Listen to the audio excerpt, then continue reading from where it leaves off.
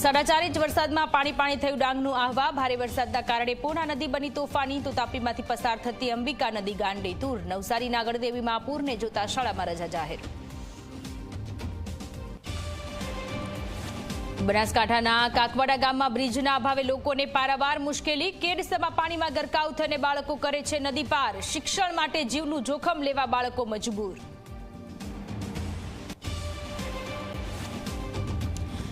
ગરબામાં આસીન સપાટા કરતા પદ્મિનીબાવાળાના પુત્રની શાન આવી ઠેકાણે। સોશિયલ મીડિયા પર માફી માંગતો વિડીયો કર્યો શેર। કહ્યું, વિડીયોમાં દેખાતી પિસ્તોલ અસલી નહીં પરંતુ નકલી હતી। અમદાવાદની 7th ડે સ્કૂલમાં ઓફલાઈન શિક્ષણ માટે વાલીઓનો વિરોધ, તો શાળાએ પણ આગામી સપ્તાહે પ્રત્યક્ષ શિક્ષણ માટે કરી તૈયારી। પહેલા ધોરણ 10 થી 12ના વર્ગો ઓફલાઈન શરૂ થવાની શક્યતા। 2 વર્ષ બાદ જેલની બહાર આવ્યા સમાજવાદી પાર્ટીના નેતા આઝમ ખાન। તમામ 72 કેસોમાં આઝમ ખાનને મળ્યા કોર્ટથી જામીન। સીતાપુરા જેલ બહાર સ્વાગત કરવા ઉમટ્યા ભક્તો।